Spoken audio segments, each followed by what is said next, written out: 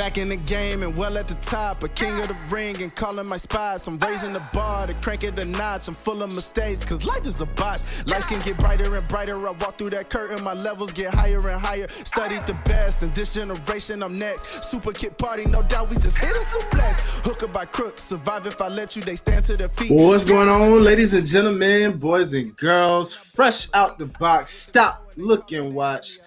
Ready yet? Did you check your watch? Because we all know that life's a botch. Hey, what's happening? It's your boy, Hi-Lite Real. None other than my brother from another, we are one short. I know you guys are probably like, hey, where's the oh so beautiful Ashley? But she couldn't make it. She's on an early holiday break as we speak already. So definitely, sis, shout out to you. Happy New Year indeed, for sure. And so for the most part, we'll be seeing her at the top of next year, ready to roll and rock and roll with the Lights Botch podcast. But of course, as you know, my tag team partner, my brother from another, my oos with all the juice, Mr. Yeet. You know what I'm saying? Right here. Mr. Yeet 'em up, shout it. You know what I'm saying? I don't know. Hey, man, we're going with it. It's cool, but it's all good. My bro, y'all already know, man, it's that time of year where we get together and we collab. We typically collab quite often, but this is the big collab, the super finale collab. And as you got to see, if you guys have already listened and checked out, if you haven't already, stop what you're doing real quick. Go check out part 1 before you even get into this one, because this is part 2. So I need you to stop, put a pause, go ahead, go over to the Gresh and Hi-Lite podcast, listen to the part 1 of our official 3rd annual. That's right, 3 times, y'all. We've done this 3 years straight. Our end of the year award ceremony where we just give flowers out to all wrestlers, both on the independent and the mainstream scene. You know what I'm saying? So it's been a crazy 2K23, as y'all can see right there. If you're watching it, you see the graphics. Shout out to my boy Gresh Digital Media for always providing such great graphics on this evening. But with that being said, we got a lot of dope categories that we're gonna finish up the part 2 side of. Categories such as theme song of the year, we got feud of the year, we got some viewers choice categories as well, like viewers TV match of the year, viewers pay-per-view of the year, you name it. We got a lot of dope categories, not quite as lengthy as part 1 was. You know what I'm saying? We covered the majority of them on part 1. So again, if you missed out, go make sure you check that out so that you're caught up when you get to part 2. And if you're already, then hey, welcome to part 2. This is what we do here, baby. But before we go into it, Brother Gresh, talk to people, man. You ready to get this underway? You want me to talk to these people? Greetings and salutations, ladies and gentlemen, boys and girls, non-binary pals, baby mamas, baby dads, and everybody in between. You know my intro. I got to do what I got to do wherever I go. But yo, if you don't know, now you know. It's your boy. Is yours truly, Joshua Gresham, aka Gresh. I am the self-proclaimed voice that does the most, but purveyor of mischief. And John, I had to step over to my brother's world of the Lights Botch podcast. So for those of you who are used to me being completely unleashed and unfiltered, just know I am PG Gresh for the time being, because we're trying to expand and try to evolve. So if you expected me to drop a couple F-bombs and all that stuff, I don't even do it on my show. I just noticed that. I don't even do it. You have been pretty chill. You know what I'm saying? I noticed that. I will say from experience. Yes, you have been. I noticed that, and it's more so as we're getting older. Like, everything doesn't have to be loud and vulgar and profane inducing. It's like, if you read a book and read a dictionary, you can actually evolve your vocabulary. Like, that's all I do. Every time I wake up, I read motivational, and I post my motivational quotes, and I also make sure I learn new words that I haven't learned before. So it's like, even if I put out, you can even look at my tweet, since I've been cleaning up my Twitter for the past month and a half. I've literally been changing my vocabulary by design. So yeah, I'm PG Gresh. Come on now. As I get older, it's more so it's not even because I'm changing who I am, is I'm evolving. So yeah. Come on. But other than that, yo, we gotta do this. Got better audio this time, because for those of you who do check out part 1, be warned, my audio, yours truly, was distorted because my board decided to update in the middle of the stream. So it was sounding. It wasn't even distorted. It was distance. It was basically going off of my webcam audio instead of my clear microphone. So Hey, you live and you learn. Especially that's the risk you take when you do the live version. But fortunately for this one, we are pre-recorded. So yes. Shout out to the pre-record, you know, especially when they don't know it's taped. Because we're not, unlike most mainstream wrestling shows, you know, we're not obvious with piped in noise that we're taped. You know what I'm saying? It's very, you know, we natural even in our pre-tape, baby. It feels like we're live, but we pre-tape. So you know, we just don't have live chats. That's all. That's all. But we always obviously appreciate y'all for kicking in with us in the live chat. So you know, might as well go ahead and I know you guys are ready for us to close out the year 2023 with our final show of the year. Because letting y'all know right now, this is part 2. More likely you're going to see this wherever you listen to.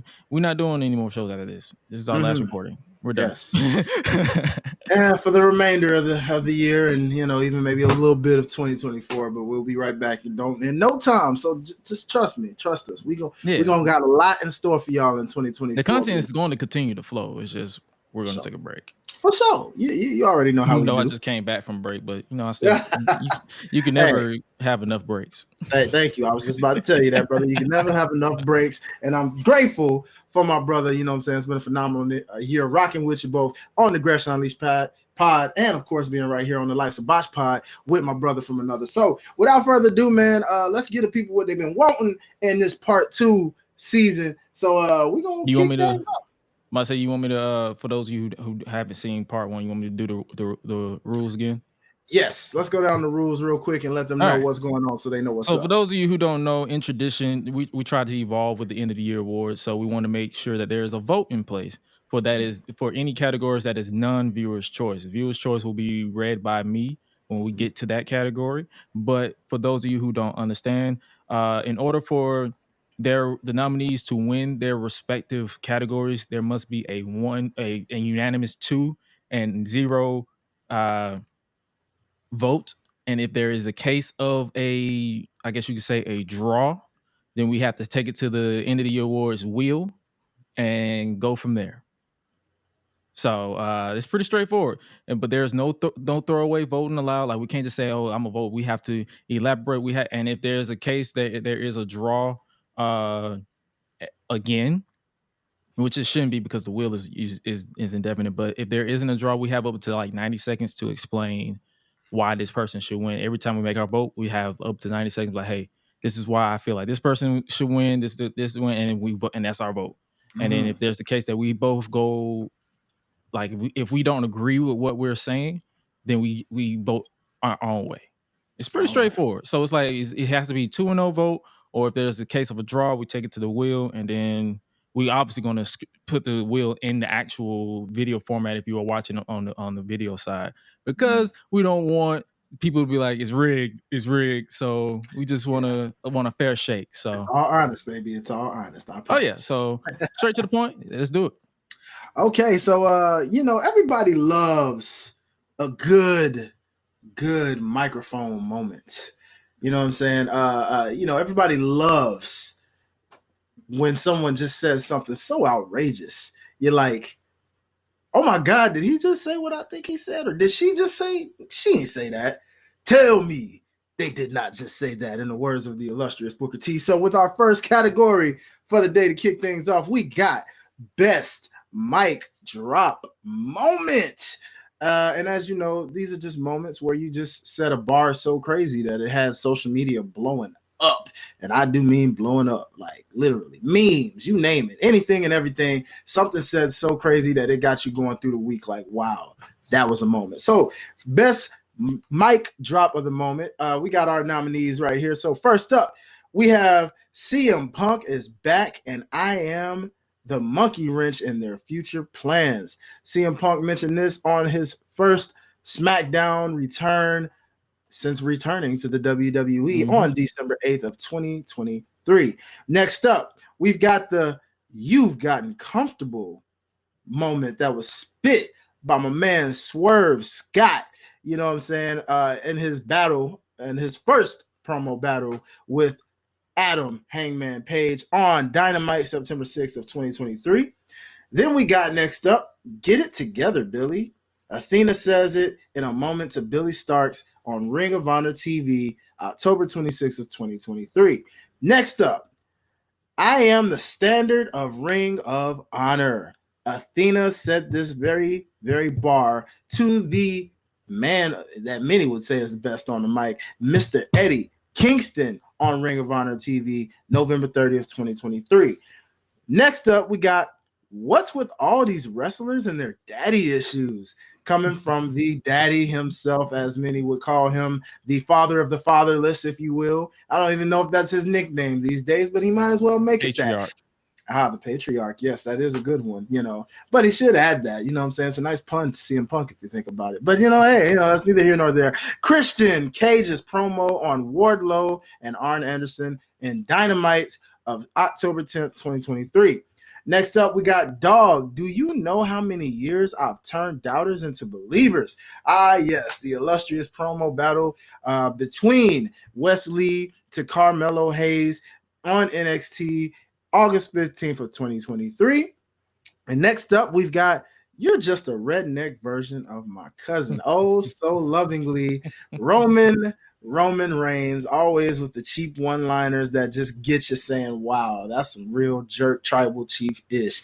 Roman Reigns to LA Knight on SmackDown, November 3rd of 2023. Then, next up, we've got You Better Find Your Way. Eddie Kingston to Jay Lethal on Dynamite, October 21st of 2023. Next up, we got I Will Do Everything in My Power to Protect This Place from People Like You. We are talking about Seth Rollins to CM Punk in their first promo exchange since Punk returned to WWE on Monday Night Raw, December 11th of 2023. Next up, we got Go F Yourself, Christian Cage to Adam Copeland on Dynamite, October 4th of 2023. And then, of course, last but not least in this category, we've got You Ain't Ready for the Misery. Eddie Kingston to Claudio, September 16th of 2023. Those are your category nominees for the category of Best Mic Drop Moment. Without further ado, I'm going to open up the floor now. And Gresh, I'm going to let you kick things off as far as who you felt had the best mic drop moment of 2023. I'm gonna give it a stack. I enjoyed every last one of these promos so much for their own different ways and different reasons, especially the Swerve and Hangman. And don't get me started on the Go F Yourself with Christian Cage and Adam Copeland, because Adam Copeland got his lick back and he said it to Christian on the build up to one of their matches that they were about to have. So, but if I have to be honest with you, and especially because I've been on this giving this woman her flowers, because a lot of people don't really do, or they don't go out of their way to watch it, but I have to go with the promo that Athena cut on Eddie Kingston. I am the standard of the Ring of Honor, and the reason why I say that is because when you look at it, and especially if you watch the build up to her inevitable match with Billy Starks, you understood where she was coming from. Like, I'm a workhorse. I've been literally put this company on my back while all these other champions are going to this place, but I'm still here grinding, putting in the work, putting in the time, and I'm showing everyone that if you want to make it in Ring of Honor in this wrestling business, you have to go through me. So when she said, I am the standard of Ring of Honor, you felt every drop. So my vote is Athena.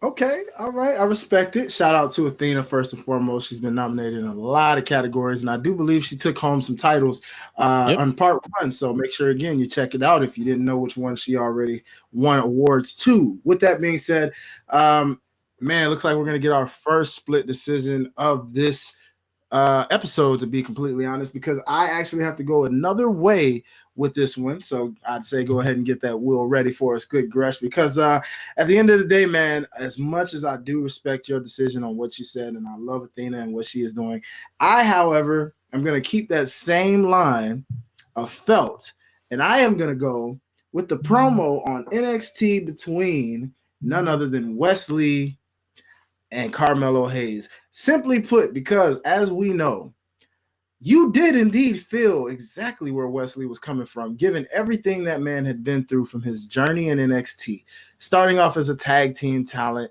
having his partner officially, unfairly let go for reasons that we all know and won't cover in this moment, but still to then have to earn his way to show and prove that he is truly a single star and that he has evolved into not only a true single star putting on quality matches, but the fans truly being behind him each and every single week as he would do his thing and just become that ultimate underdog that now you take as a full-grown player. And so with a guy like Carmelo, given where he was at in that moment, being on top, given their history of battles with the North American title, you knew, like, okay, there was so many one-liners, not to mention him just throwing people off, hopping and jumping on top of a table to break it in half in the process, to stare this man in the face and let you know I'm really serious right now. You will hear me. I got to get laugh at that. Yeah, it's like you got to give it. I have to give it to a guy like Wesley, especially given how his 2K23 unfortunately ended. It just made that promo feel that much stronger because now it's yet another obstacle to overcome so that we can hope to see him at some point in 2K24. So with that, let's see what the wheel says, and let's see who takes home the category for best mic drop moment.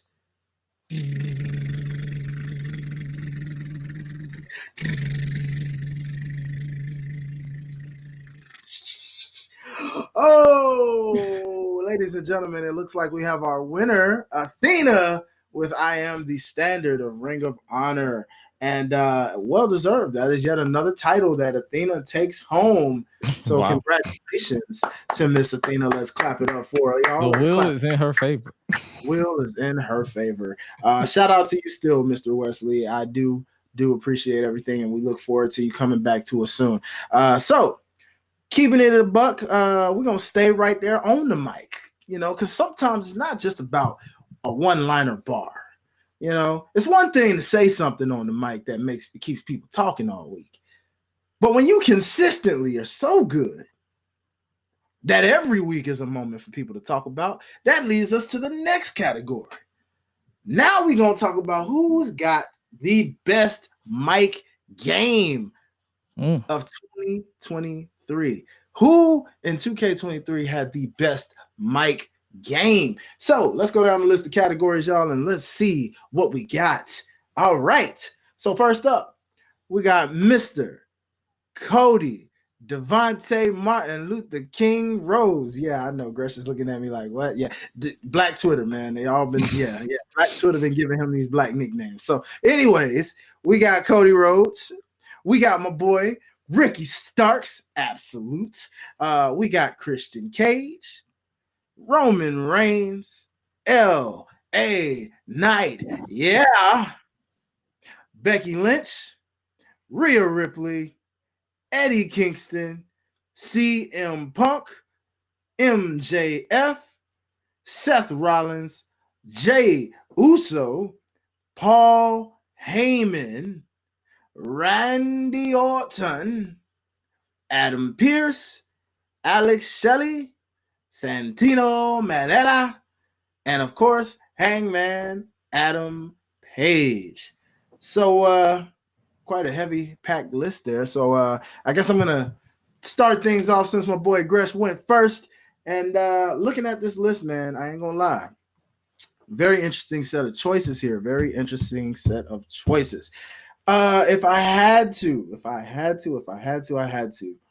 I'm gonna be real with y'all, man, and I'm gonna say I'm gonna give this one to none other than Christian Cage, y'all. Christian Cage. Why? I will explain my case very briefly and say, what hasn't this man done so absurdly other than be the best heel in 2K23? And when you're the best heel, a lot of times, why are you the best heel? Most times because of the absurd things that you say on the microphone. And this man has had no problem having no chill talking about people's fathers, going low and telling people to go F themselves. I mean, this man has literally said every absurd thing that you could ever say as a heel, and he's gotten away with it. He's not canceled. He's not nothing. You just want to see him get beat down. That's all, most times. Or you want him to be your dad, either or. Whatever the case is, Christian Cage gets my vote this year for best mic game. So, Gresh, who you got, brother? Well, we ain't have to worry about the wheel this time because I actually concur with your choice because Christian Cage has that way where it's like he has been on a mission to prove that he is the underrated of ENC. He is the most underappreciated talent. He plays that grizzled veteran very well to where it doesn't feel forced. It comes natural. He's basically the villain that I feel like he should have been playing a long time ago, but it's better late. It's better he does it now than to do it prematurely. It's the time and place for everything.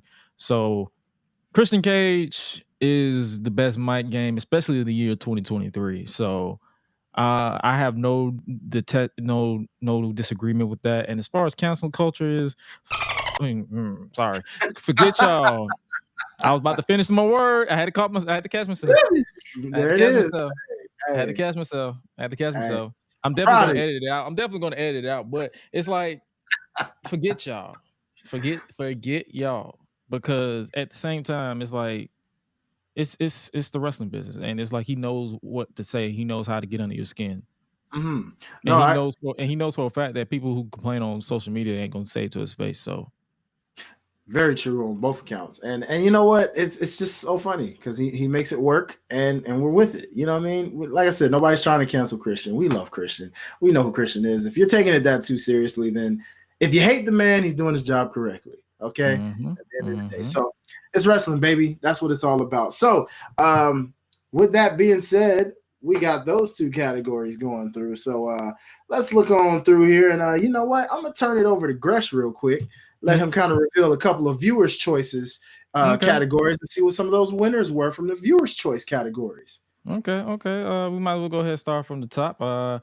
We ended the viewers' choice last week with the hater of the year, which is apropos because who won that one? Christian Cage. So we're gonna go ahead and switch it to the fan reaction of the year, best fan reaction viewers choice. And for those of you who don't know where we were able to vote, you was able to vote on www.greshunleashed.com. So best viewers choice, best fan reaction, for this year had a total of 42 votes, and tied at 2 points apiece.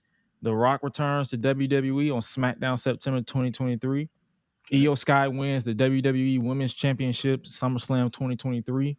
Adam Copeland's AEW debut at AEW Wrestle Dream 2023.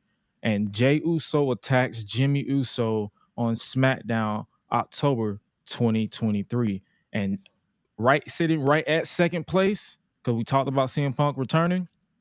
CM Punk's return to WWE at Survivor Series 2023 got a wrecking 13 points, with the winner of the best fan reaction of the year being Jey Uso pins Roman Reigns during Bloodline Civil War at Money in the Bank 2023 with an astounding 21 votes. So congratulations to main event Jey Uso on snagging another award for this year's end of the year. He's this year's male breakout star. So now he has best fan reaction of the year. You want to do one more? Yeah, let's go ahead and give one more to the people real quickly from the viewer side of things, and then we'll get into all right. So for announced team of the year, viewers' choice, we have a total of 43 points. Tied at 1 apiece is Ian Riccaboni and Caprice Coleman and Ton Hennifan and Matthew for TNA Impact Wrestling. Kevin Kelly, Nigel McGuinness, and Tony Schiavone. Michael Cole, Kevin Patrick, and Corey Graves both tied at 2 apiece.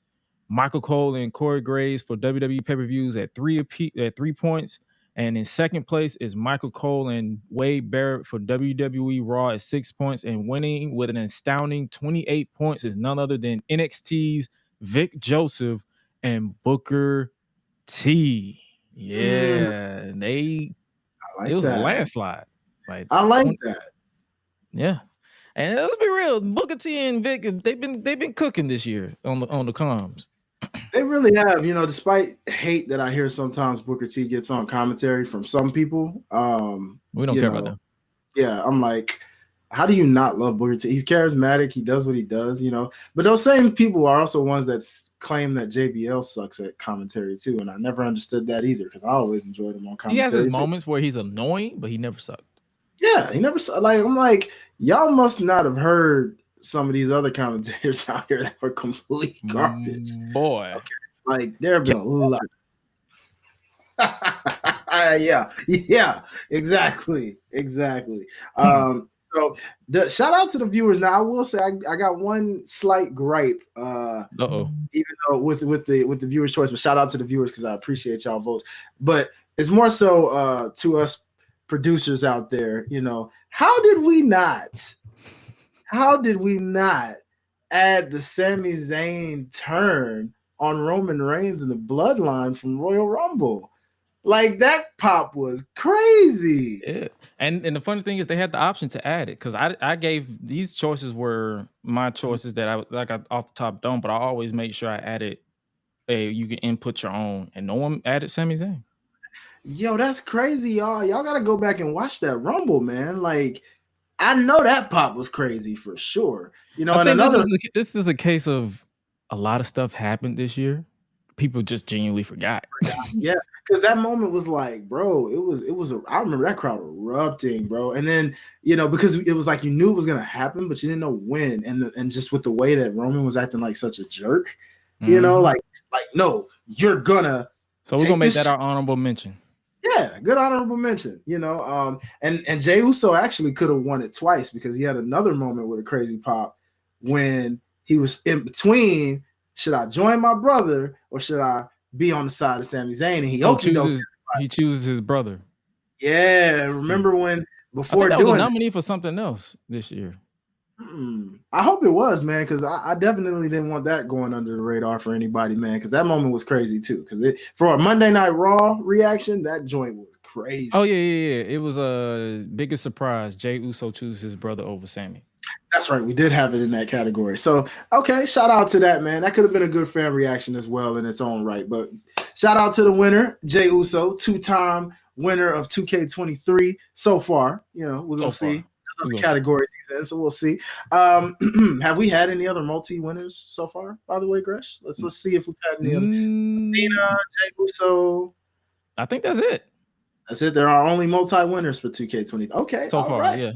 Yeah. We're gonna see what happens. Athena, Jey Uso, and Christian. That's it. One thing I've noticed is our tribal chief has yet to win something, and I don't think he'll appreciate that by the end of the show. He's never here, so there's that. Good point. Sorry, tribal chief. The only thing that is consistent is his Roman Reigns returns next week. Yeah, you're right. We'll see how that happens in 2K24. But it's going to keep happening.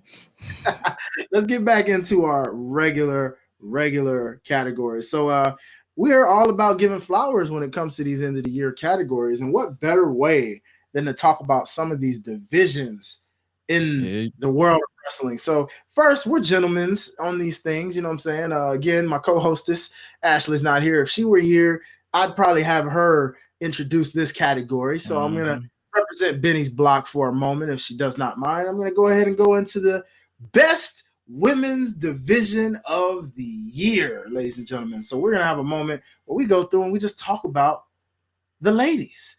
And let's see who has represented each respective company the best. So without further ado, our nominees for best women's division of the year go to WWE with their main roster. So that includes SmackDown and Raw. WWE, which is their developmental roster, or however you want to view it these days, NXT. AEW, their main shows, of course. So that means Dynamite, Collision, and Rampage. And then, of course, we got AEW Ring of Honor. Since they, own Ring of Honor, we have to classify it as that version. Then next up, we've got TNA / Impact Wrestling, since it's been Impact the majority of this year, going into its new TNA back in the next year form. So TNA Impact Wrestling. And then next up, we got MLW, followed by our final nominee in this category in New Japan Pro Wrestling / Stardom. So without further ado, Gresh, this time the ladies don't fall on me, man. You get to choose this one first. Oh, I'm telling you right out the gate, NXT. Based off of what I watch, the best of what I watch is like I appreciate the main roster because you got your Io Skies, love her, Bianca, Charlotte, Heal Up Queen, and all these other talents on SmackDown. Oscar, who else is on SmackDown? Mia Yim or Mishin, whatever they want to call her. And then on Raw, yeah, Mia Yim. So that's what I'm like, or on Raw, I'm pretty sure I'm forgetting somebody on SmackDown. On Raw, you got Becky, Rhea Ripley. Like, I appreciate them. Piper Niven, Chelsea Green, Casey Catanzaro, and Katana Chance. Mm-hmm. Oh wait, no, Kaden Carter and Casey. Kaden Carter. I called her by her government. My that's bad. A good one, that's a good one. I was like, wait a minute. My bad.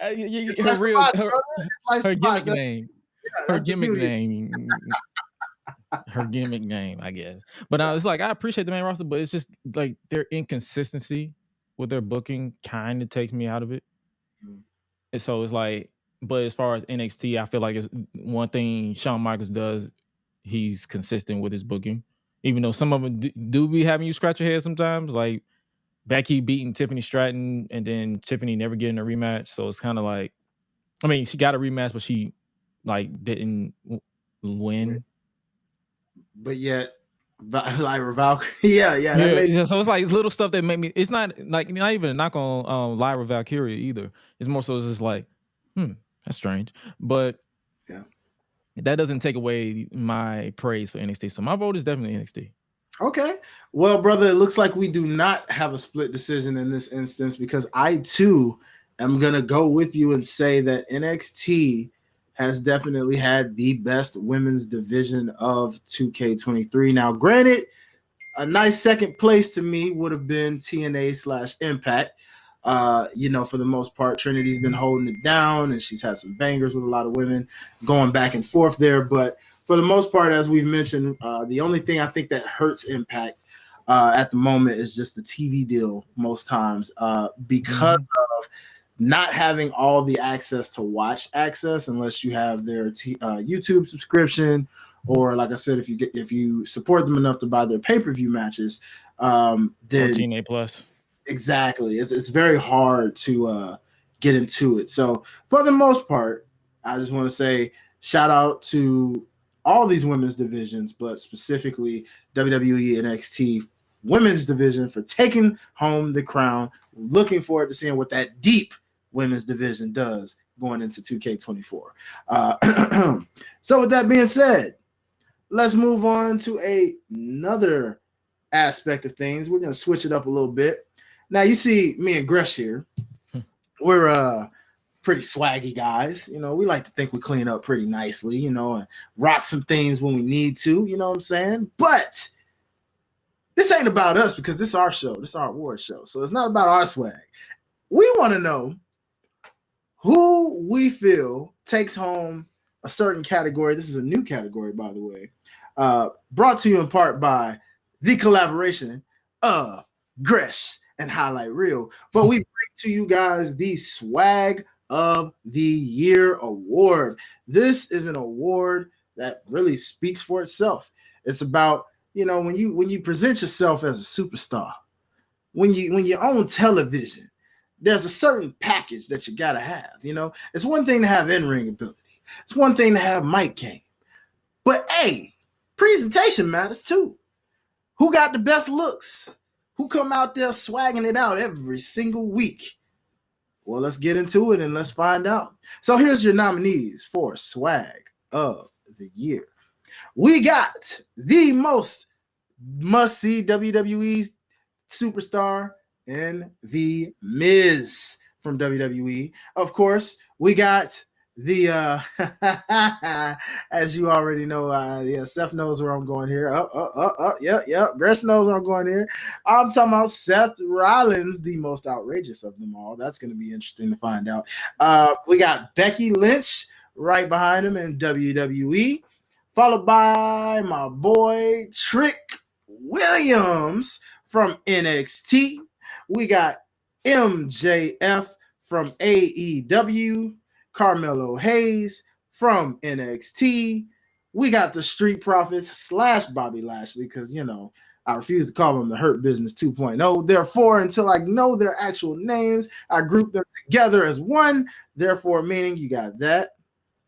And Cora Jade, NXT. Lash Legend / Jakara Jackson, WWE, Bailey, WWE, and of course, L.A. Knight. Yeah. You know what? I'm gonna go first on this one, man. I'm gonna go first. I'm gonna take it. Now you see, there's a lot of different ways you can go here with this. A whole lot. But in an instance like this, I would say, I ain't gonna lie, man. I ain't gonna lie. Your boy just might have to get his. I'm gonna get this thing to. Oh boy, this is tough. This is tough. But I think I'm gonna go with the Street Profits and Bobby Lashley for swag of the year this year. I mean, Bobby already had his swag. Mm-hmm. The fact that he was able to take my guys, the Street Profits, especially Angelo. You know what I'm saying? Because the man wasn't known for wearing suits. He ain't wear suits like that. My boy wears sweats and you know, do his thing. Whatever. He was chill. My boys got haircuts week after week, clean cuts, lineups, you name it, coming out with just all kind of different swag, looking good. Okay, looking like some grown men. Okay, straight up doing their thing, like they straight up. Like how my girl Janelle from HR say it, they went from dudes you holler at. I'm paraphrasing. Dudes you hollered at in the streets to dudes you hollered at in the club or something like that. Something along those lines. But yeah, Street Profits, Bobby Lashley get my vote. So Gresh, how about you, brother? Where you going with this? I ain't gonna lie to you. As much as I want to give it to like Carmelo Hayes, Trick Williams, and even Seth Rollins, I would have gave it to Seth Rollins, but he lost me when he had that and when he attacked Drew McIntyre in that man blouse. So he went because when he went from the Grinch to Prince. So I'm gonna have to give it to the Street Profits and Bobby Lashley. So it's another straight clean sweep vote right there because I feel like Bobby Lashley since he returned to WWE. I believe since they allowed him to wear suits on TV, which was, what was it, 2020, 2019, give or take, 2020. Yeah. Whenever the Hurt Business whenever he was with MVP. So yeah, 2020. And when they started letting, like every single week, I'm like, bro, this dude is wearing suits I didn't even know existed. And then he basically forced Angelo Dawkins to grow up and wear some suits. So, man, it says a lot because it ain't easy to do that. By the way, I mean you know most time when men's don't like suits, and because Shelton Benjamin didn't like suits, he didn't like suits either. And look at how they got that man to clean up nice, you know. And once you do it, you start liking it. You're like, oh, you know what? I kind of like this. Yeah, I'm always buying suits, new suits, almost every 2 weeks. You know what I mean? It's a beautiful, beautiful thing. So shout out to these guys, man, for real. The transformation is amazing. Now I just need the rest of everything to catch up to the presentation. I'm still waiting to see what 2K24 holds in store for these gentlemen. First off, a name. Yeah, I need a name. I don't know what happened. They had Brianna Brandy, aka BFAB. They had her. It looked like it was going to be something. I don't know where that's gone. I don't know what's happening yet. The presentation's there. We just need everything else to now form in 2K24, please. Thank you very much. So without further ado, congrats to the Street Profits and Bobby Lashley for taking home swag of the year, ladies and gentlemen. So without further ado, let's get on into the next category. It's quite simple. We're going to come back to our divisions now. Now, funny thing about this next category is it's a little bit of a tricky one. Because I ain't going to lie, it's been a bit of a challenge in most cases with this category, but it's debatable. This is going to be interesting to see which one we choose, but we're going to take it to the tag team division, y'all. And everybody loves a good tag team. I know I appreciate good tag team wrestling, you know, when you got bangers on top of bangers on top of bangers. So without further ado, let's get into it and see what nominees we got for best tag team division of the year company-wise. All right, so first up, we got WWE main roster. As we said with the women's division, that includes SmackDown and Raw. We got WWE NXT. We've got AEW main shows, Dynamite, Collision, and Rampage. We've got AEW, Ring of Honor, TNA/Impact Wrestling, MLW, and New Japan Pro Wrestling/Stardom. Without further ado, Gresh, I'm gonna let you go ahead and start this thing off, man. Who takes best tag team division of the year? I ain't gonna lie to you. It's not. I can tell you right now, it's probably not. Man, if I have to go straight based off of like from the beginning of the year to now, it won't be main roster because I feel like once they unified those titles, it kind of became non-existent to where tag teams were getting pretty much nothing to work with. Like the Street Profits were literally floating around until they linked up with Bobby. NXT,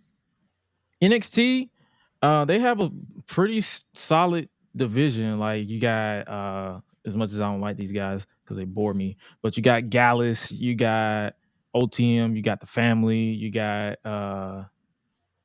who else? What's there? Who else is on the tag? It's a couple. It's slipping my brain. Oh, Chase U. Like you got all these solid tag teams and all that stuff that are there, and then also it's like. And also, there is some type of choices that Sean makes as far as like who's the champions this week or that week, kind of throws me off. But and as far as AEW is concerned, I've noticed a slight dip in the quality of the tag team division. They're like Young Bucks are gone or pretty much gone for now. They had something with the Golden Jets, but Kenny unfortunately went down, so that ended. Lucha Bros and all these other people, like they're stagnant between Ring of Honor and AEW TV. And so it's like, but as far as I can tell you, as far as consistency is concerned, I will probably have to vote for TNA on this one. Man, brother, you must have read my mind. And this is how you know you and me are not only very observant, not only do we somehow in our schedules catch all the wrestling that we do. And they want me to catch more. Exactly. Yeah. Tell me about it. As if we don't have enough, y'all. But still, you and me are on the same accord, brother. There is no need for the wheel on this one. That is like what, 3 straight categories in a row now? We haven't had the wheel yet since the first category. But I too am going to go with TNA Impact or TNA/Impact Wrestling because, like you said, I mean, the ABC, the Motor City Machine Guns, Moose and Brian Myers, I forgot what they called themselves, the Professional Wrestling Gods, that's what they nicknamed themselves there, and just but hey, it works for them. It's golden for those guys. They do work really well together, and it's just so funny with their dynamic. I never would have thought that was a pairing I needed, but they were good together, and they put on bangers with other tag teams. But there are so many tag teams. The Rascals, exactly. I mean, shout out to shout out to Nash being able to bounce back. I figured he'd find his way back home in a sense. And he's flourishing because that's where it all started. You know, there wouldn't be that NXT if it wasn't for the Rascals and TNA. So shout out to that. And I mean, yeah, the tag team division there is just young, it's deep, it's experienced. You got a mixture of young tag teams, current prime tag teams, and even some older tag teams that can still go. So with that being said, it's a no-brainer. NXT is probably a good close second, as you mentioned, with their tag teams. AEW, a little bit kind of up and down right now with their stuff right now. It's kind of, at one point that was supposed to be their focus, their bread and butter, and yet somehow they got lost the plot. Yeah. And WWE is trying to get back. Maybe next year it'll be a little more challenging because I see them starting to form tag teams again. But like you said, that they got to figure out what they're doing about this unification situation. Either give us one set of belts or split them up again. Something, whatever you're going to do, let's figure that out, Triple H. But that being said, yeah, we're going to turn this thing back over to Gresh and go back to the viewers category on things, man. So what the viewers saying on some of their categories? All right. So next up, we have the viewers' choice for pay-per-view match of the year. We obviously gave our pay-per-view match of the year, so we might as well give them their opportunity to voice their opinion. Tied at 1 apiece is someone put Clash at the Castle for some reason, even though that was last year, so that is completely disqualified. Reed, thank you. Tied at 1 apiece, Swerve Strickland versus Adam Page at AEW Full Gear 2023. Athena versus Willow Nightingale, Ring of Honor. You saw we gave praise to that. At Ring of Honor, and then Jey Uso versus Roman Reigns at SummerSlam 2023, and Rhea Ripley versus Charlotte at WrestleMania 39. All got 1 apiece. At 6 points, we have Drew McIntyre versus Gunther versus Sheamus from WrestleMania 39. At 8 points, we have Will Ospreay versus Kenny Omega 2 at AEW Forbidden Door 2.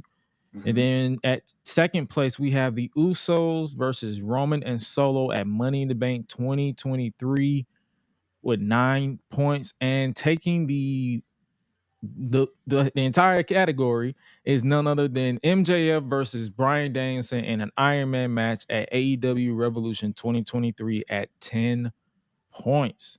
So they agree with us. They agree with the Will. They agree with me because you picked another one. They agree with the Will and me, with MJF versus Bryan Danielson in the Iron Man match being the viewer's choice pay-per-view of the year. And then we'll do one more, and then we're going to move right back to our main one. And that is, we're going to stick it to the matches as viewers TV match of the year with a total of 34 points overall.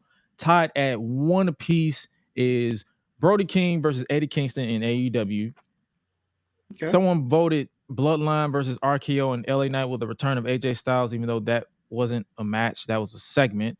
So that's immediately disqualified. Fatal 4-way match at NXT. They didn't specify which one, so okay.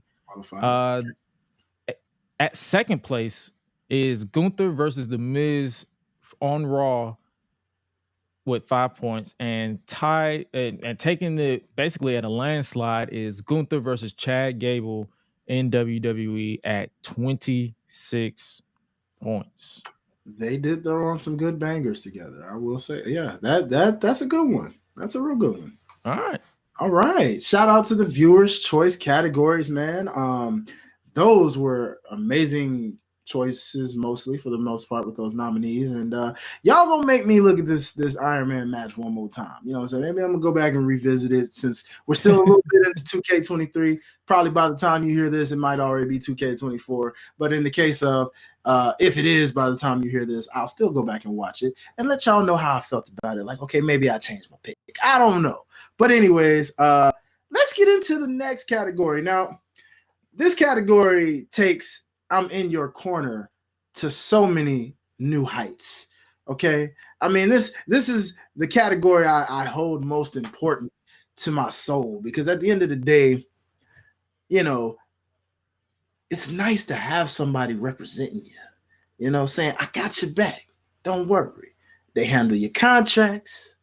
They handle your yeses and nos. They make sure you get your money. They make sure that if you can't be there, they standing in there to basically handle business while you away. On business, either or.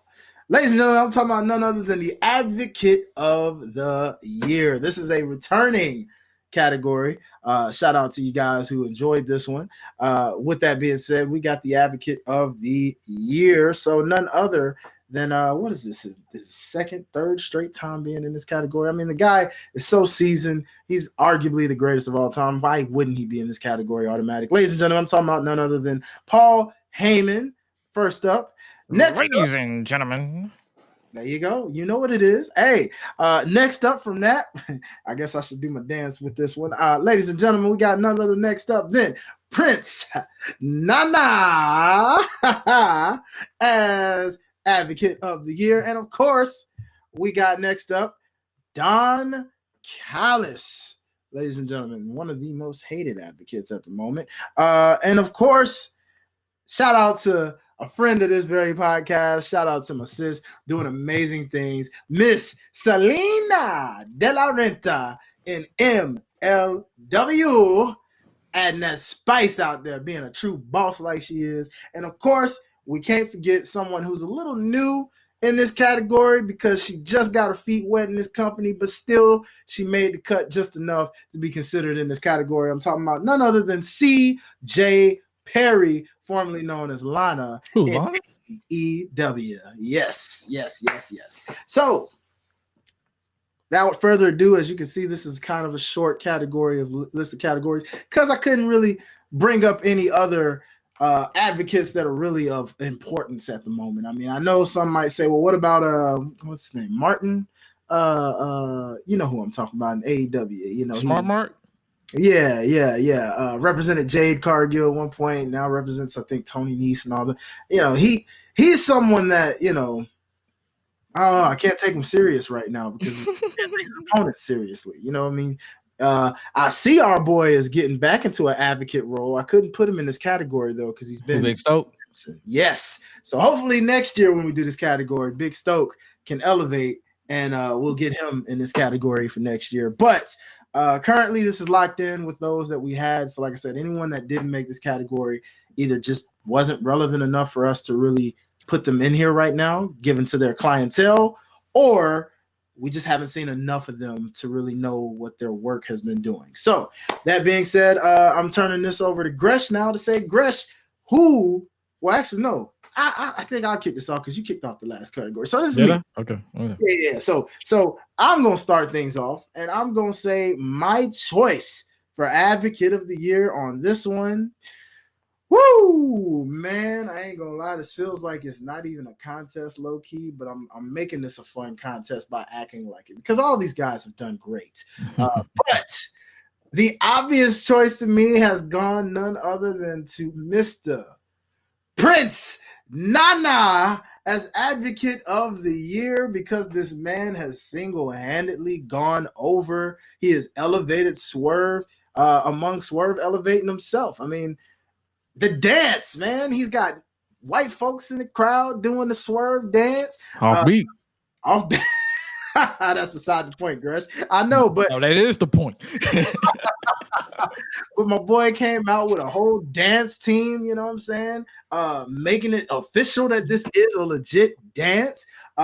He's hilarious. I mean, literally, when Hangman's like, I'm gonna steal your weed, he's like, no, you won't. No, you won't. After literally denying that he had no weed in the first place. So, man, listen, Nana is golden. He is amazing. He's a great human being in real life as well. So, with that being said, it was apparent. But again, second place to me would be my homegirl, Selena De La Renta. Now, I know she might be a little mad at me. I ain't pick her. I'm sorry. I still love you, girl. Keep doing your thing in MLW. I just couldn't not give this to Nana. So I'm going to give it over to Gresh and see who Gresh got in this category. I would have gave it to Paul Heyman, but he's never there because Roman is never there. And it's like when Roman's not there, or if he is there, Roman is not the focal point. Mm-hmm. And it's like they're not really giving him bread and butter post WrestleMania. But if I had to give my ununanimous vote of confidence, I would have to take this hand, ball it up into a fist, take this other hand, ball it up into a fist, and start sword. Sword. Sword. You lost your mind.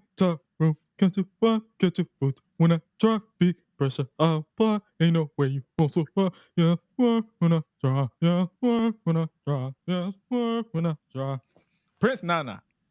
It makes the most sense. And it's not even just because he helped elevate Swerve. It's like, even when he's out there with the Gates of Agony, he's still, you pay attention to him.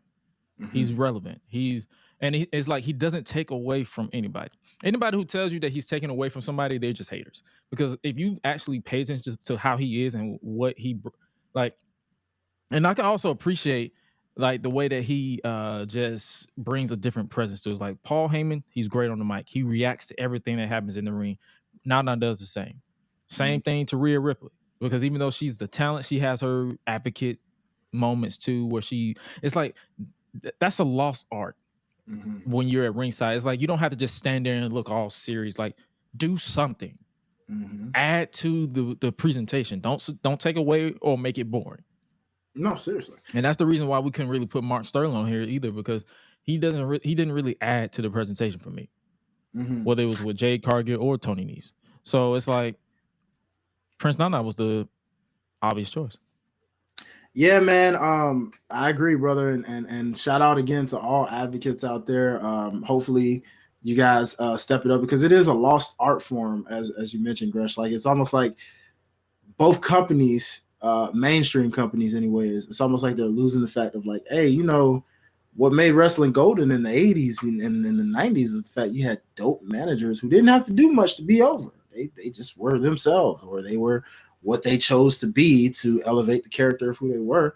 And, that got lost over the years, maybe because of the whole professional wrestling aspect of things. But managers add to the entertainment side by interacting with fans, doing certain gestures. Paul Heyman is always great with his facial expressions when it's a near fall, or dare I say, it looks like someone's about to beat Roman. Just you name it, anything. So just little deets. So shout out to these great peoples in the Advocate of the Year. Our winner is Prince Nana from AEW and Ring of Honor as well. So that being said, we are going to go back to a division. Well, actually, no, we did that already. I'm sorry. That was a botch on my part, peoples.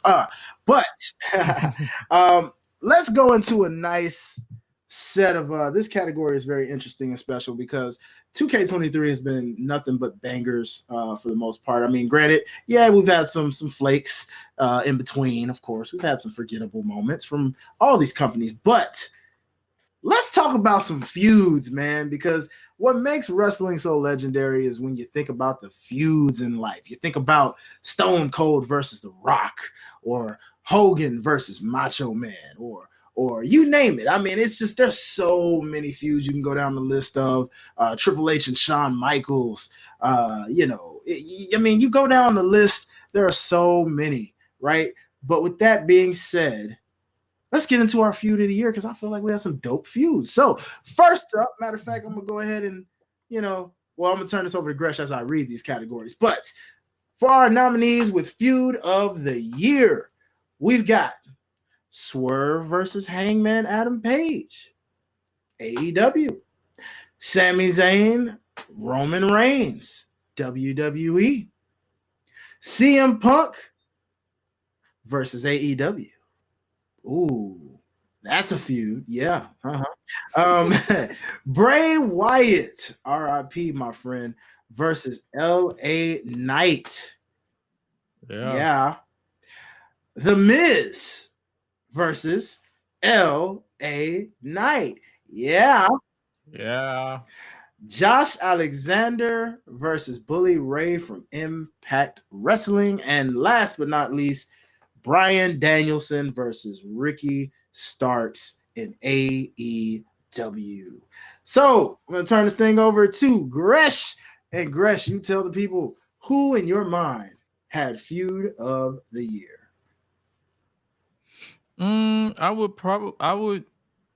This is a good one, because it's like, I feel like Sami Zayn and Roman Reigns feud technically started in 2022, and it didn't really, it's like, it didn't really, it's like, was it really a feud, or was it like because it was a one-off match? Like, I don't know.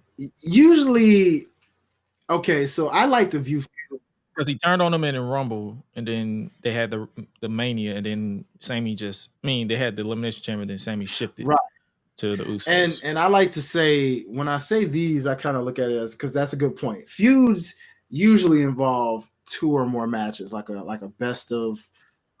That'd be me. Like one match don't really seem like a feud; it just feels like a. But the reason why I would put that in that category is because of the buildup and how that felt like more than one match, if it makes sense. Like that match was the payoff to what was just so inevitable in that moment. You know what I mean? Because as you mentioned, it started in late 2022. You knew it was going to come, but you didn't know when, you didn't know how, and you didn't know where. But you could feel that there was feud there. So that's why I kind of classify that in there technically. But I do. That's why I kind of did that. But the reason why I asked that, because that's my vote. Because I feel like from an emotional point of view, that was more, I can invest with that more.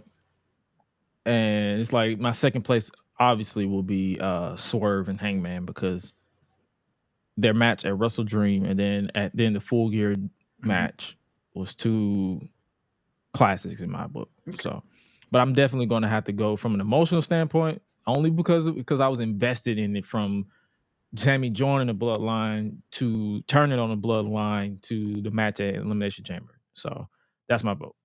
Okay. Man, this is tough. There's a lot of categories in here that I would love to. I mean, out of these nominees, there's so many I want to choose. And I'm kind of like you. I'm trying to figure out which way I would go. And you know what? I think I'm going to go with this one only because, unfortunately, when we talk about emotional, this one's emotional for both what it was and what it ended up being in real life. So part of me is probably picking this off of heart reasons, but unfortunately I will have to split, because I would love to go with that, but we're going to have to give this one to the wheel. But I'm going to go with Bray Wyatt versus LA Knight.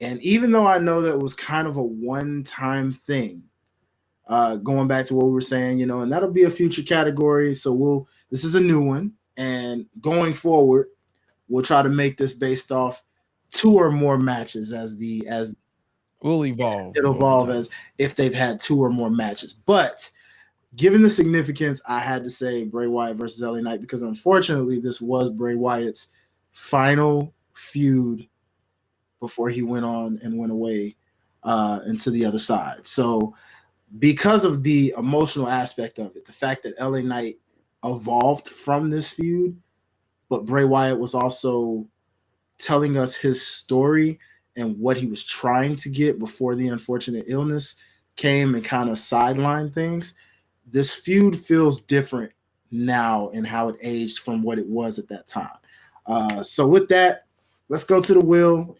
Let's see what the wheel has to say on who took home feud of the year. And go.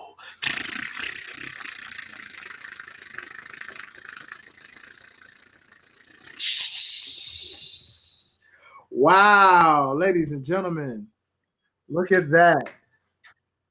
That is how you know the wheel is on the side of the man that we no longer have. The winner for feud of the year goes to LA Knight and Bray Wyatt. Wow. The 2023 Unleashed Legend. Wow, look at that. Look at that. That is great. So that technically, what does it make him a multi-winner? It doesn't make it a one-time winner. The Unleashed Legend, the Hall of Fame of our end of the year awards is pretty much it's pretty much us giving them their flowers postpartum. True. Well, not postpartum, post passing. I don't want to say, because postpartum is pregnancy. I don't even know why I said postpartum, but brother, go with it. It's cool. but post, like, it's basically us giving them after they're gone as the Southern Church people say, they gone on to glory. So that's basically us giving them flowers. But you can technically say this is a multi, because this is one of Bray's final. The Unleashed Legend was more so a tribute to Wyndham. This feud of the year is more so a tribute to Bray, the character, one last time. Agreed, so, agreed. Well, ladies and gentlemen, we're narrowing down to the end of the show, and the end of the overall collab of the year, end of the year awards, ladies and gentlemen. Like, crazy categories, man, for sure. These categories alone just show how dope 2K23 has been. And, shout out to some of these new categories. Make sure you let us know how you feel about some of the new ones, which ones you'd like to see return, and which ones you'd be like, it was cool for that year, but let that stay to the side. All right, cool. And we'll definitely keep an open mind on it too, because some categories I saw that we did in 2020 never returned again until this year, because I was like, oh yeah, we did do that. Let's bring it back. Yeah, for sure. And that's the beauty of why we do what we do with these end of the year awards, ladies and gentlemen. So given the fact this one's special, but before I get into it, given what we're in our final two categories here, Gresh, are there any left for the viewers out there? Let's turn it over to the viewers. We got one more for the viewers, but you want to save that one for last because it's the MVP one. Yes, we'll save that one for last since that is the MVP, because that is what matters the most. So let's just get into these final two categories before we get into our final viewers' choice category. So without further ado, ladies and gentlemen, final three. Okay, we got three. Let's see what we're missing. Yeah. Which one are we missing? We got theme, we got catchphrase, and then we got Bob. Okay, cool. You know what? Yeah, so I'm glad you said that. Let's get into it. Well, how could I forget you, buddy? I can't forget you. Okay, so ladies and gentlemen, I enjoy a nice bop. Gresh enjoys a nice bop. I know you guys enjoy a nice bop, right? I mean, so it's just fitting for this category next up, ladies and gentlemen. This category is very near and dear to me as someone who is not only just a podcast host, but an actual artiste of artistes when it comes to the music game. And one thing I can appreciate is a good theme song. For the values of this category basically go off all of these. These are the criteria for this category. It goes off of bop level. It goes off of crowd reaction every time you hear this bop. And it also goes off of just how you never get tired of hearing it. I mean, it can age well, for that matter. Not to mention, this also goes off the fact that, unfortunately in modern day, this is all Def Rebel mostly. But I know that makes Gresh excited, but ladies and gentlemen, let's get into it. None other than the theme of the year, y'all. Theme of the year. We got quite a bit of stacked nominees on this category, so let's get right on into this thing. You know it. All right, so first up, we got Jimmy Uso, Born a King. I was born a king. Now I'm back. Born a king. I was born a king. Ain't talking back. Put that in the pad. Do. All right. Talk to him, Moose. It started off like a Disney song and then it switches it up. All right. Next up, we got none other than my boy, Trick Williams, Locked In from NXT.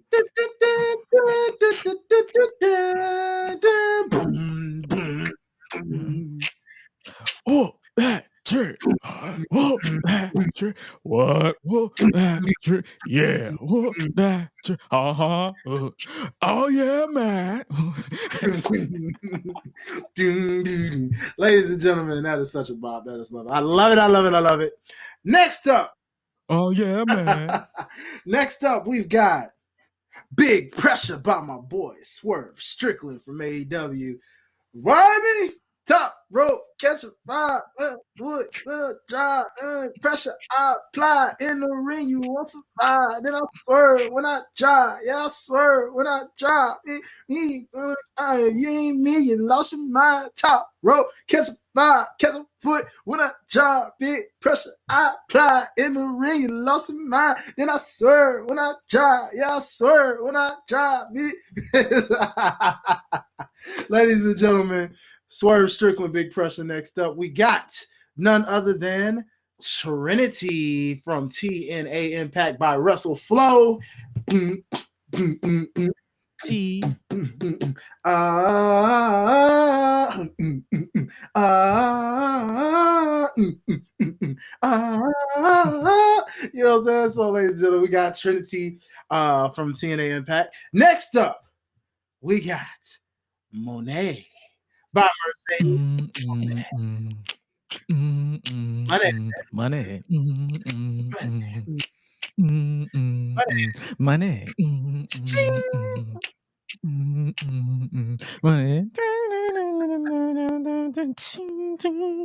Money. All right. Next up, This is probably going to be a popular favorite, ladies and gentlemen. We got Jay Uso main event ish. It's just me, Uso. It's just hey. Man event Jay Uso now in your city. Woohoo! It's just me, ooh. Okay, day one is just me, ooh. All right, day one is just me, ooh. Day one is Zen, light them all up and knock them down like this. Hey.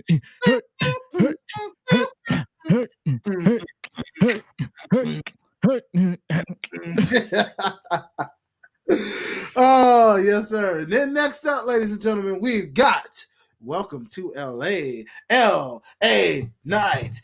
LA.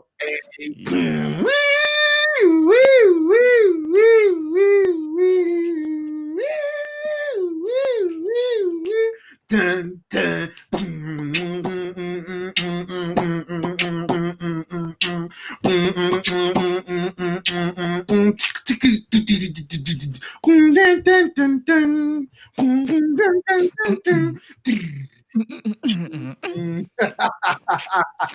Yes, sir, ladies and gentlemen. All right. Next up, we got Taking It All by Solo Sokoa.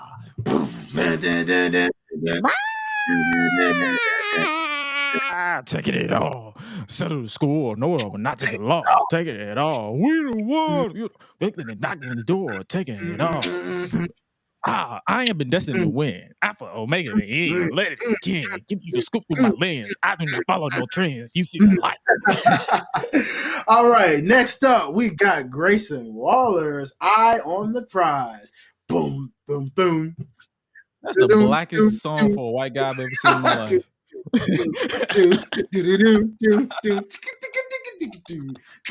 When I lay low, you know when I say so, I say so. When I lay low, I lay low. The blackest song I ever seen. Like, bro, you know. I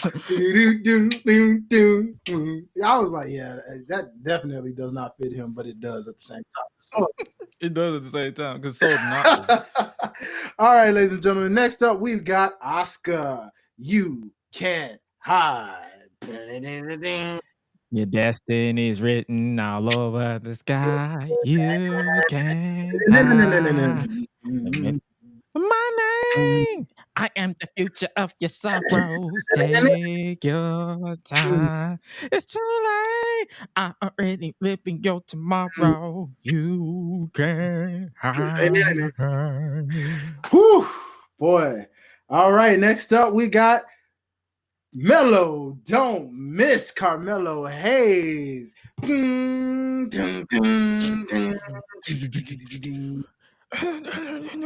out of nest kid. Okay, ladies and gentlemen, Mellow Don't Miss y'all. Next up, we've got Rhea Ripley, Demon in Your Dreams. This is my brutality. I eat, sleep, breathe. I eat, sleep, bleed. Look at my eyes, look a lot. Look at my eyes, you just do or die. Look at my eyes, you just look at Lord. Shout out to my guy Gresh for the special effects, ladies and gentlemen. Y'all give it up for him. Give it up for him. All right. Next up, we got Sami Zayn, Worlds Apart. Oh, that's that preacher song. Is it? You know how you give a praise break? If you play that song, no, as soon as it break down, it's like dun, dun, dun, dun, dun, dun, dun, dun, dun. Oh, hey, you know church now. I want to hear a church musician do that now. Now you got, God dang, I can't hear that the same. I gotta get with some keyboardists and organ players and be like, hey, I need you to do this real quick. Every time I'm in the gym and that come on, I just be like, let's go. All right, y'all. Next up, we've got Prepare to Fight by none other than Gunther / Imperium. Dun, dun, dun, dun. Dun, dun, dun,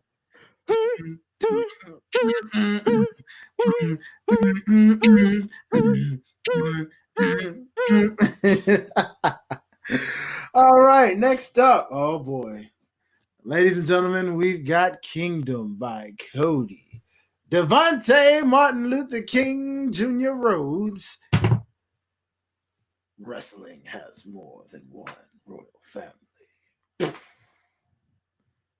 Ding, ding, ding, Adrenaline. ding, ding, ding, ding, ding, ding, ding, ding, Adrenaline in my soul. Something, something, Cody Rhodes. At the garden lights come out, I'm home. Oh, wow. My father said when I was younger, Oh, I love it. what I did that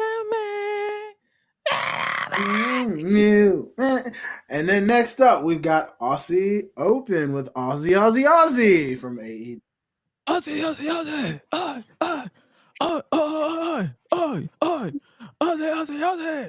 That's twerking music.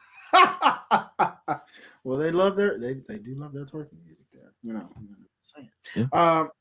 Shout out Mikey Ruckus. Next up, we've got Orange Cassidy with Jane at AEW. Dun, dun, dun, dun. Dun, dun, dun, dun. Dun, dun, dun, dun, dun, dun. Dun, dun, dun, dun, dun, dun, dun. Dun, dun, dun, dun, dun, dun, dun, dun. I don't know the lyrics. Nah, but it's a bop though. That's all I got. All right, next up, ladies and gentlemen, we've got Harder Heart by Miss Julia Hart. The house always wins. So when that beat drop, I'll be like, I'm like, nah. I'm not a singer, but I'm like, yeah, I'll be singing like I'm in the choir in the shower. Next up, y'all, we've got Pretty Deadly On and On. Yes, boy. On and on, yes, on and on, yes, on and on, cause the night is yours. Next up, oh Lord, this might be a winner. Ladies and gentlemen, we got Chambea. Boom boom boom boom boom boom boom boom boom boom boom boom boom boom boom.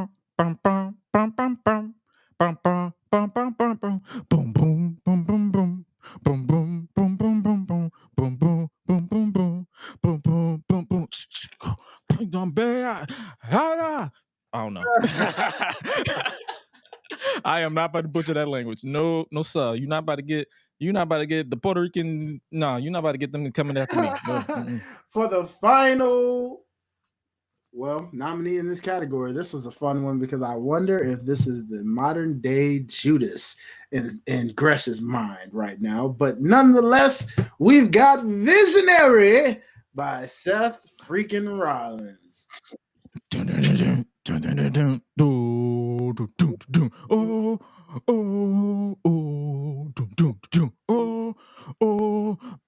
it down. Like it bops and then the beat goes fast and I just zone out. Well, ladies and gentlemen, this is a very stacked, pun intended, stacked list of nominees in this category for theme song of the year. Not gonna lie, this is gonna be a hard one. Probably the hardest of all these categories because of how much we appreciate and love good music. Therefore, unfortunately, Gresh gets the task of starting this one off. So, Gresh, sir. We already picked it. Like, it's the whole thing. Whatever. That's my pick. You know what? I have a rival for it. I do Okay. have a rival. This might be the wheel, ladies and gentlemen. Gresh is queuing it up because I have a rival. And this is such a great category that I don't even mind this going to the wheel because whoever wins, I'm perfectly fine with it. Ladies and gentlemen, I am choosing none other than Big Pressure by Swerve Strickland. Hey, man, it's been over all year. So now we get to see which one takes home the crown for theme song of the year. Are you ready, Gresh? Let's do it.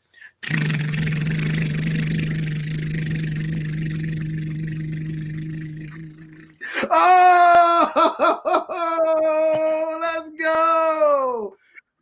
Garments, top, bro, catch a vibe, catch a foot. Job, When I drive, big pressure, I'll fly. Ain't no winning. then I swerve, and I try. Yeah, I swerve, and I try. And I try. You ain't me, you lost your mind. Top rope. Ladies and gentlemen, that is your winner for theme song of the year. Shout and congratulations to none other than Swerve Strickland and the Mogul Embassy for Big Pressure. All right. So now, without further ado, we're down to 2 final categories, including one last viewer's choice. Y'all, we are almost at the finish line. Being that said, y'all know the name of the show. So, you know, you can't not have this category given the title of this very show. And ladies and gentlemen, as great as 2K23 has been in the year of pro wrestling, there's always, and I do mean there is always, a botch or two to pick for this very category. Ladies and gentlemen, I'm talking about none other than the botch of the year. And Lord knows, trust me, this is a category that I hold near and dear, not just because of the name of the show, but because of the fact that it's almost hard to pick one because there's so many. You can go so many different ways. You can go something that was missaid on the mic. You can go from a mishap in the ring. You could go from a bevy of things. It could be a production botch. It's a lot of things that we have had happen with botch of the year, but I narrowed it down to these categories. So without further ado, let's get right into it. So first up, we've got Michael Cole calling Candice LeRae Candice Michelle. And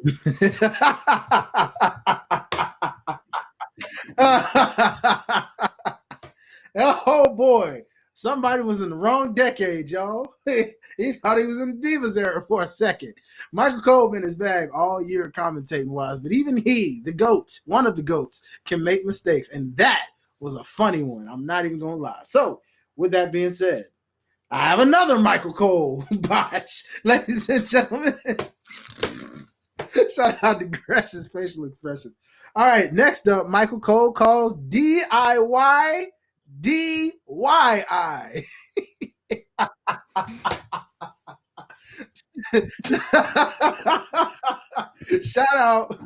Shout out to Wade Barrett being so freaking time.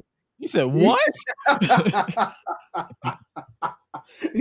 And I love how whenever Michael Cole makes a botch commentary, he rubs it in a very cool way where it's like, yeah, you know, it is very hard to do yourself in when you do it yourself. And I'm like, man, come on, this guy. Next up, this was probably my favorite. It might be my winner. I don't know. But ladies and gentlemen, speaking of stuck in a different decade, this next commentary individual was stuck probably in the 90s at this point. Ladies and gentlemen, Tony Schiavone accidentally thinks he's still in WCW on commentary when he accidentally mentions WCW on AEW television. Shout out to Taz for being able to catch that and be able to put that in. Oh, Tony, we love you, man. That was hilarious, man. Well, next up, we got WWE Production as they played Nia Jax's music before the Royal Rumble clock timed out. She was the number 30th entry, and the clock botched as the clock counted, but the music hit before the clock could even sound off. Wow. Giving away the surprise before it even happened. Well, next up, ladies and gentlemen, we've got The Miz losing his verbal footing on the SmackDown before Royal Rumble promo, where he, literally was trying to recall certain things and he just couldn't really get his footing. He couldn't find what he was trying to say and had to laugh on mid-air television trying to emphasize his point. Next up, this one hurts my heart because this is actually not just the first time this has happened. We've had him in this category even last year. And it continues. Ladies and gentlemen, Kofi Kingston with his second straight Royal Rumble elimination botch. Kofi, man. Well, yeah.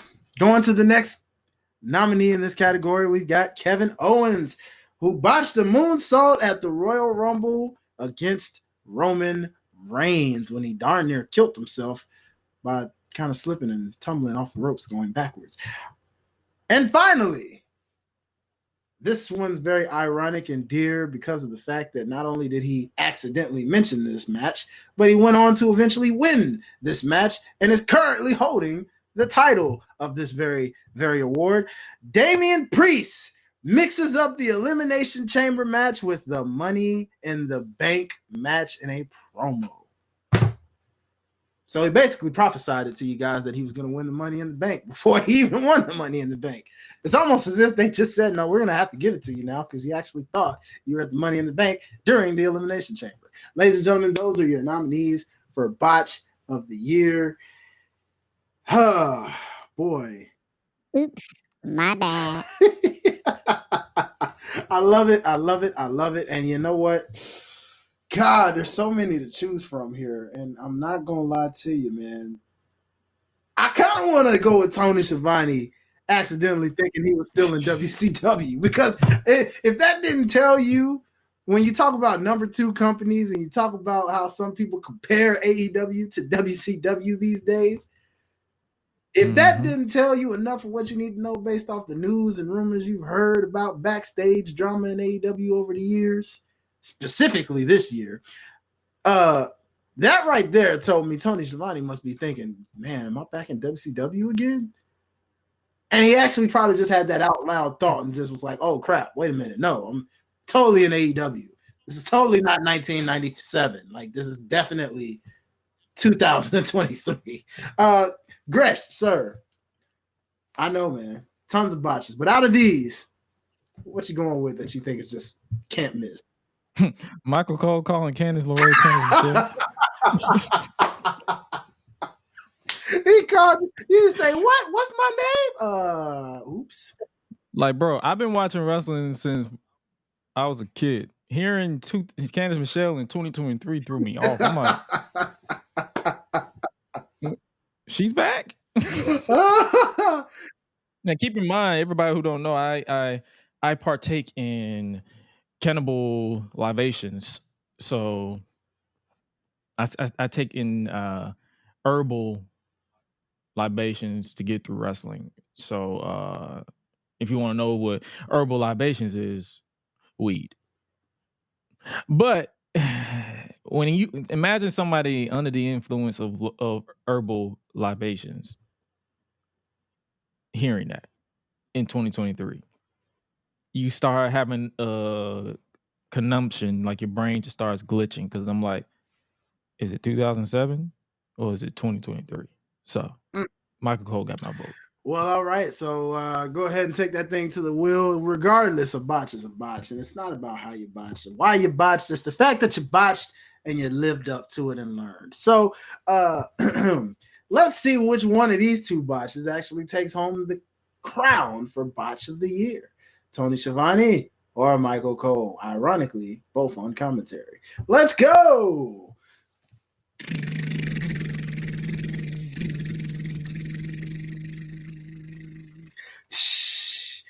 Oh, ladies and gentlemen, it looks like your winner is.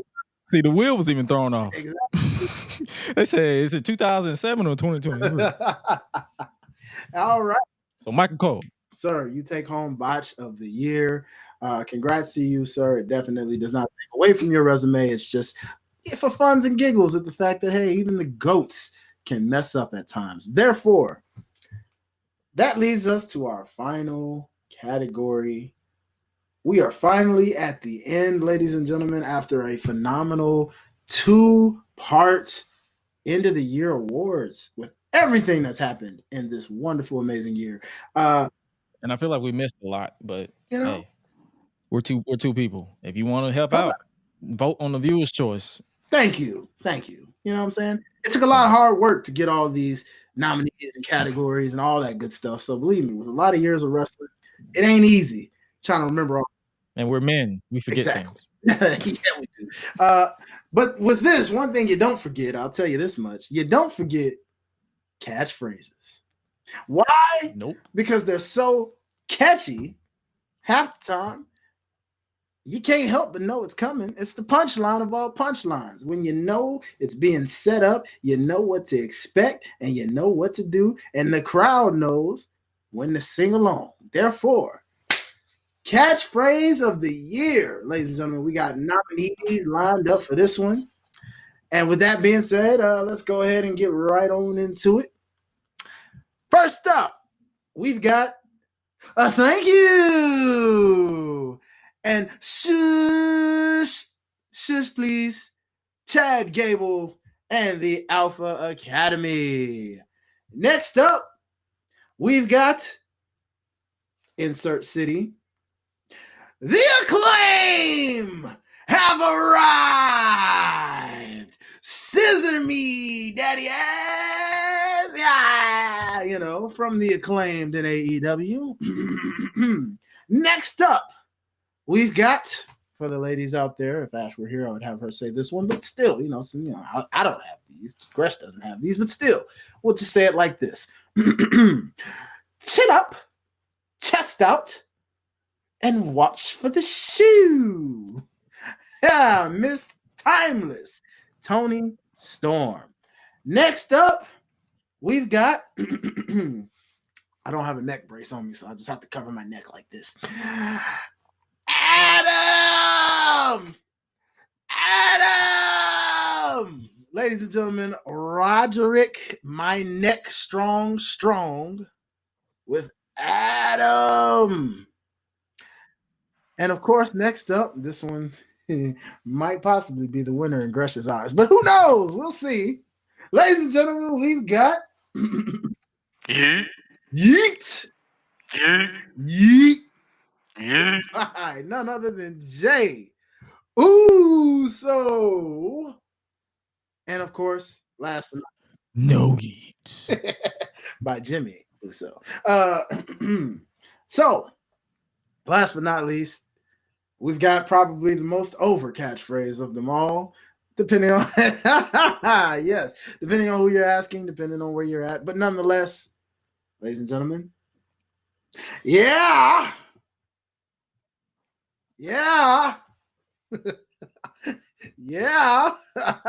by Mr. L.A. Knight. Yeah. So, ladies and gentlemen, that about wraps for your catchphrase of the year. Those are your nominees. So none other. I'm going to turn this thing over to my boy, Gresh. Despite what Hi-Lite may believe, Yeet is not my vote. And the reason why I say that is because it came out in 2014. We stopped saying that in Not Everyday Life in 2015 when Vine died. So, if we're going to be real here, as much as I jokingly say it, Yeet is in my vocabulary every day. Yeah, it is. So my vote is none other than LA Knights. Yeah. Okay. All right. I see you, dog. I knew I was going to throw you off. Okay. Well, let's keep that train running because at the end of the day, I have to give my boy something. He's actually, because he's actually won a category. He shares with Bray Wyatt for Feud of the Year. So I guess this now puts him in the multi-winner category, y'all. My boy, L.A. Knight, with everybody saying, yeah. So, ladies and gentlemen, that about does it for all of our nominees. And now we turn it over to my man, Gresh, with the final Viewers' Choice Award, sir. Yes, sir. So just because we laugh around at botches and give everybody their props, one thing that a lot of people don't really give praise to in wrestling is being the most valuable player. No matter the company you're in, no matter how long you've been in the industry, it's always that 1 year where you're literally just you don't miss. You're undeniable. You're untouchable. You basically show up and show out. Once that bell rings, you are undoubtedly the best in the game at this point in time. So for the very first time, we decided to let you guys choose your own MVP, and likely we're going to agree. For the first time ever, Viewers Choice Wrestling's MVP of the year, tied at one apiece, or is Orange Cassidy, Wesley, Cody Rhodes, and Jay Uso. In third place is the current TBS Women's Champion Julia Hart of the House of Black with 4 points. Okay. At second place is none other than the current and longest reigning Ring of Honor Women's World Champion, the Fallen Goddess, the Minion Overlord, Athena, at 13 points, which means the winner and first ever wrestling's MVP of the year in the Viewers Choice category. We might do one ourselves for the next year, but the winner is none other than Swerve Strickland with 18 points. He applied big pressure, and the victory he got. Congratulations to Swerve Strickland on becoming this year's Viewers Choice Wrestling's MVP of the year. Continue to cook in the new year. Continue to cook, ladies and gentlemen. Now, let's be honest. If you were, and this won't count, but as we close out, if you yourself, and let's call it a preview for next year when we do these categories again. But if you, sir, were to pick your MVP wrestling wise for this year, who would that have been? Oh, I would have picked Julia Hart. Care to give a quick explanation? The reason why I say I would have picked Julia Hart is because I feel like out of the entire House of Black, she's like been consistent as far as like in ring. And I've been seeing her when she was with the Varsity Blondes when they first started in AEW to now. It's night and day. And I would definitely give her, but my very close, like neck and neck. If I had to do neck and neck MVPs, it would be Julia Hart in AEW, Athena in Ring of Honor. Okay. Hands down. Because Athena's been cooking nonstop all year. Even when she has squash matches on ROH TV, she gives her opponents something to showcase what they bring to the table. Because most times out of 10, the talent that she's wrestling is local talent. So what better way, instead of just squashing them and making them like, okay, they're whatever, let them show what they can do against some of the best in the world. And she sells every move. So as far as that's why I say it's neck and neck. But if I had to pick it would be, as far as most improved MVP, Julia Hart, and overall MVP, Athena. Okay. I respect it, brother. I love it. To keep the conversation going as we close out, for me, really quickly, I would go with I have two as well. And my first, I'll do it this way, since you did most improved, and then overall, I would go one male, one female, in a sense. For me, my male MVP of 2023 has got to be none other than LA Knight. Not from an in-ring standpoint, because I get it. I know that he may not be the most technically sound person, but as we greatly mentioned when we went over Superstar of the Year and all the other categories we had, just his meteoric rise, to those who knew LA Knight when he was Eli Drake, being in NWA and Impact Wrestling. The stuff he's doing now is what he had been doing from those times, even then, when nobody knew who he was. And to then come into NXT, to the few people that didn't know about him, and then slowly just grow on to the people, to then get whitewashed by Vince McMahon because he didn't understand it. And then basically, right when the opportunity presented itself and Triple H had that moment to let him shed that, what could have killed his career, he then finally got that chance to show the real mainstream audience who LA Knight really is. And to the point where now this man is just so over that he's basically considered a top guy, if not one of the best top guys at the time. You know what I'm saying? And the momentum for him can only carry in to 2024 and beyond.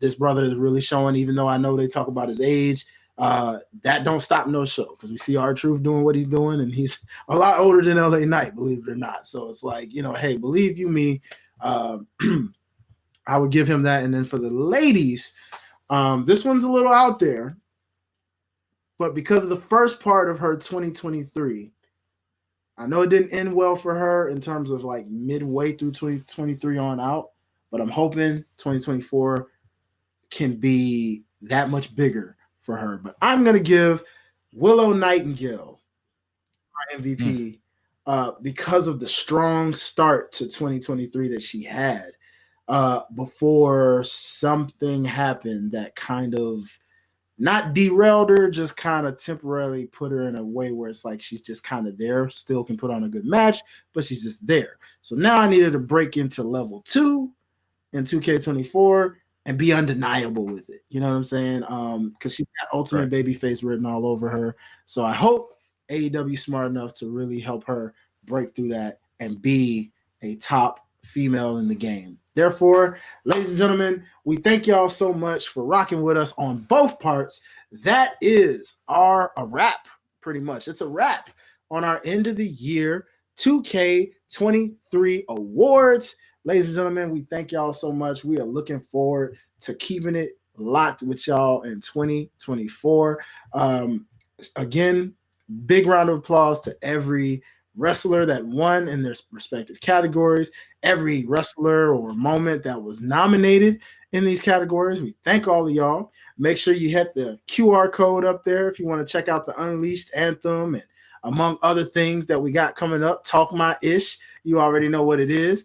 We thank y'all for just always rocking with Life's a Botch, rocking with Gresh Unleashed Pod. We thank y'all. Shout out to all the podcasts as well that got nominated in the Viewer's Choice of this year. We look forward. We were honored to be a part of that nominee. You know what I'm saying? And at the end of the day, like I said, 2024 is going to soar. It's going to be great. From a wrestling standpoint, we hope it's just as great, if not better, than 2K23. This is a Kobe year, so it better be. Jordan year wrestling was great. Kobe year better be on some Black Mamba level stuff. So I want to see all you wrestlers go 10 times harder next year. All right, you hear me? Yeah, I know y'all hear me. It was a Jordan year, and y'all did y'all thing. Y'all got some championships, y'all all that. But I need 2K24 to be a Black Mamba-like type year. Okay? So keep the same level so we can kill it. All right. That being said, Gresh, you got any final thoughts or tell people where they can find and follow you before we get on up out of here, man? Honestly, 2023 was highs, lows as far as wrestling personally. Also had some life-changing events, but I wouldn't change a thing because I wouldn't be where I am now. You don't live in the past, but it's like you take that as a lesson to evolve more and more so, especially in the world of professional wrestling, sports, entertainment, whatever you want to call it. Everybody has a choice to evolve or get left behind. And so far, I feel like 2023 was a great year in wrestling. Better than last year, way better than 2018. So it's like, and definitely better than 2020 as well. But it's like this year, even with the injuries, unfortunate injuries like Mercedes Moné going down with an injury, who else got injured? I feel like there's a lot of people who got injured.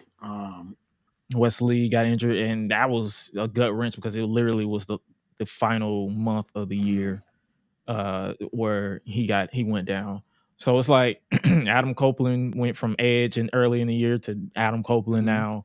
CM Punk went from AEW to WWE. It's like so much. Randy Orton came back after 18 months on the show. So much has evolved and changed now that we are wrapping up 2023. And honestly, from a creative point of view, I feel like all we can do is just evolve from here. But yo, if you haven't already, make sure you follow yours truly at Gresh on Twitter, Josh Gresham RG everywhere else, or follow the podcast itself at Gresh Unleashed or Gresh Unleashed Pod on YouTube. Make sure you guys peep OTS Media as well, for the home of the Lights of Botch podcast. Shout out DJ for holding it down for all these years. Shout out Ash Benny, Mr. Playboy, Hi-Lite Real as always. That's my partner. Shout out to the family, friends who always support and share our stuff, because you don't have to, like, you really don't, but you choose to, because you love what we do, and we love what we do. It's not because we are obligated to do this. It's because we have fun doing it. It's all love and games. It's none of that serious stuff. If we do get serious, it's serious. But for the most part, it's always fun and games. And at the end of the day, you have to remind yourself, it is sports entertainment wrestling. It's sports. It's not. We're fans. We're fans at the end of the day. We're not here to dictate anybody's career, dictate anybody. Someone should get fired here, there, and that. No, we're here to have fun, because we are fans at the end of the day. I don't care about no ratings. I don't care about no who goes where. As long as you are on my TV and it's like, okay, you're going to AEW. All right, so I'll follow you to TBS and TNT. Oh, you're going to WWE? Okay, I'll follow you to USA, CW, whatever, wherever the TV shows land, because I'm a fan of you, not the company. Yes. So it's like, at the end of the day, going forward, if I had to say one last thing for you guys, if you don't hear me loud and clear, hear this: 2024, leave the tribalism, the unprovoked like verbal assaults online, and keep it in the drafts. Matter of fact, don't even let it get to the drafts. Just delete it before you tweet it. Ooh, hey, make that a shirt, Gresh. Hey, market that. Delete before you tweet it. Hey, that's it. That's money. That's money right now. Delete it before you tweet it, man, because it's at that point where it's like a lot of strife and a lot of headache could be saved if we just read the room. I'm talking from experience. Like, I literally had to learn to read the room real quick in certain situations, especially this past September, July. I was out of character all summer, and it took my mom, God rest her soul, love you always. It took my mom to say, "Yo, you're stepping out of pocket. Fix that." And when she told me that, I had no choice but to fix it. And not because she told me, but because I don't ever want to disappoint those who love and respect me. And as a wrestling fan and as a sports fan, for those of you who make wrestling your life, stop being disappointed. Not to me, because I don't know you, but I'm talking about stop being disappointed, because there's a reason why a lot of wrestlers don't really talk to y'all online or interact with y'all online, because some of y'all are weird. And y'all need to fix that in 2024 and beyond. So honestly, remember, show love, be love, and you'll get the love and respect right back. Delete it before you tweet it. Otherwise, don't cry when you get the consequences. Yes, sir. Simple as that. And with that being said, you guys, I'm gonna let Hi-Lite sign off, but you guys make sure you support all of us, Lights of Botch crew, Hi-Lite Life. It's Gresh Unleashed, Josh Gresham RG, GreshUnleashed.com, OTS Media. Because 2024, I feel like we're going to be going 10 times harder, because that's all we can do. We're never stagnant. We're always evolving. And with that being said, but while I hand over the reins, make sure you guys stay safe out here in these streets, and remember to always eat, sleep, flex, and repeat. Let's do it, bro. You already know, man. You heard the man. You heard him loud and clear. Remember, always delete it before you tweet it, ladies and gentlemen. That is said. Add that to the Gresh Digital Media merch, man. I'm telling you. But thank y'all so much again for rocking with us all year. Thank you for rocking with us right here for the end of the year awards. Again, if you haven't already, check out part 1 on the Gresh Unleashed podcast, where you can listen in full effect. And of course, the Life's a Botch podcast as well. And we thank y'all so much, man. We look forward to 2024. Happy New Year to every single last one of yous, you filthy animals. Ladies and gentlemen, we thank y'all. They're filthy botchamaniacs in my case. Either or, we thank y'all, man. And like I said, we look forward to kicking it. We got a lot of big moves coming in 2024, a lot of dope moments, all that good stuff. But we will be going. This is the final episode for 2023, and we will see y'all in 2024. So one last time for 2K23, I need everybody to put up them 2 sweets and give me one good old fashioned 2 sweet. Peace. Sweet. Ladies and gentlemen, we signing off. God bless you. Peace. Be breezy.